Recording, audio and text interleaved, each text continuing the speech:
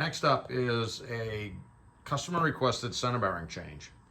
98 GM 1-ton dually. The hanger got rusted, corroded, and fell apart, and the driveline started to drop, and he caught it. So that's a win.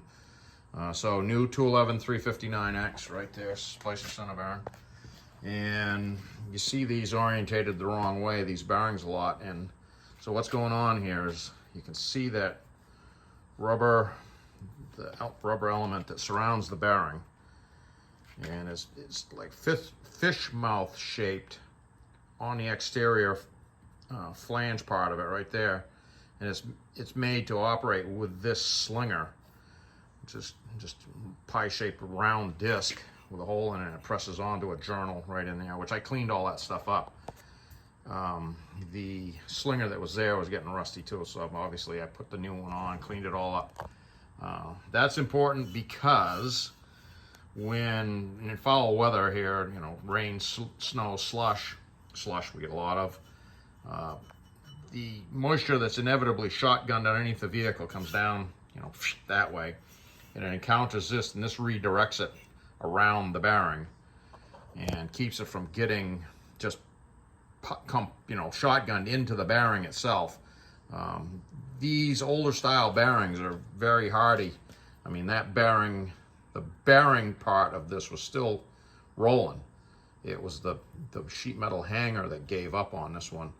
1998, so it's a 27-year-old truck. And that was, I believe that was the original bearing on it, and I'm sure that it has the original U-joints in it. We'll take a look in a second. So it's orientated that way.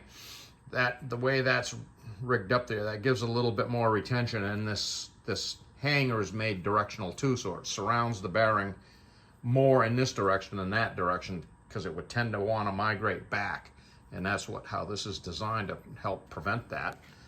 The slinger operates to keep the moisture out of the bearing, and you see some of the newer vehicles, they just have a bearing, and it's just a double row. It's like a double shielded, rubber shielded bearing with no cladding, none of this exterior cladding.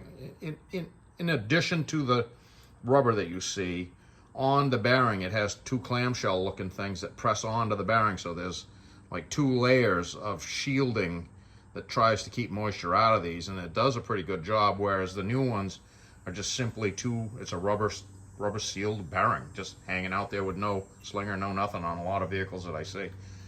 You know, that's sad that they do that way when we had the technology and they've walked away from it. That's the original Spicer Snap-Tite. That's a 27-year-old U-joint. I'm certain that it's still good. It's fine. I'm not going to interrupt it, but the reason these last so long is, you hear me say Snap-Tite if you watch any of these videos. There's one right there. That's one with the rubber, with the nylon slinger taken off, and you can see it has real seals there.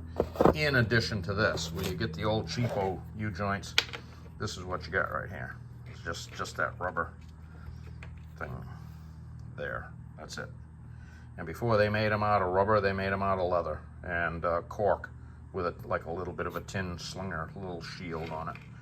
And you know, they've been around for a while. These are some of the early ones right here of the non-greasable design, and these are from the late 60s, early 70s. I've taken them out of a few and just kept them because, you know, they just get thrown away, but basically for show and tell like that. So just a little look at this. I'm going to get this back to the customer, and he can get his work truck back going and get back to work.